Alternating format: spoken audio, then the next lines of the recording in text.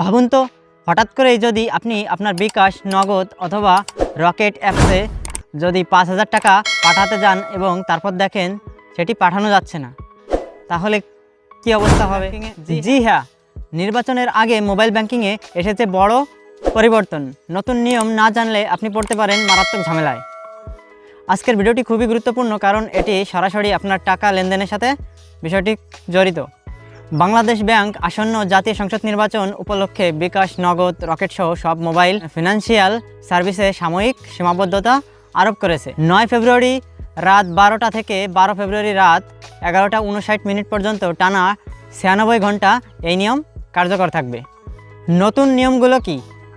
একবারে সর্বোচ্চ আপনি 1000 টাকা পাঠাতে পারবেন। দিনে সর্বোচ্চ 10 বার লেনদেন করতে পারবেন, অর্থাৎ দৈনিক সর্বোচ্চ 10,000 টাকা লেনদেন করতে পারবেন।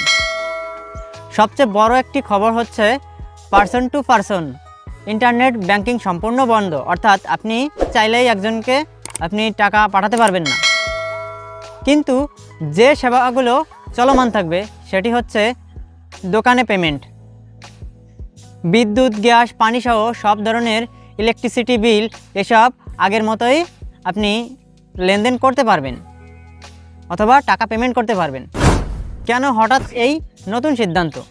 কেন্দ্রীয় ব্যাংকের মতে নির্বাচনের সময় অবৈধ অর্থ লেনদেন ও অপব্যবহার ঠেকাতে এই কঠোর পদক্ষেপ।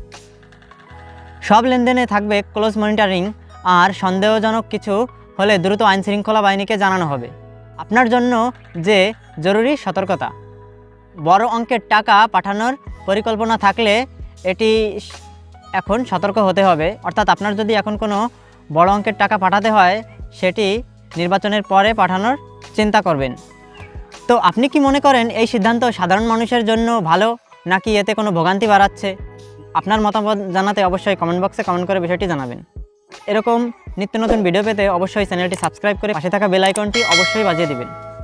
আর ভিডিওটি যদি ফেসবুক পেজ থেকে দেখে থাকেন তাহলে অবশ্যই লাইক, কমেন্ট ও শেয়ার করে আপনাদের বন্ধুদের মাঝে বিষয়টি ছড়িয়ে দিবেন। সুস্থ থাকুন, সচেতন থাকুন এবং নিরাপদ থাকুন। সবাইকে ধন্যবাদ।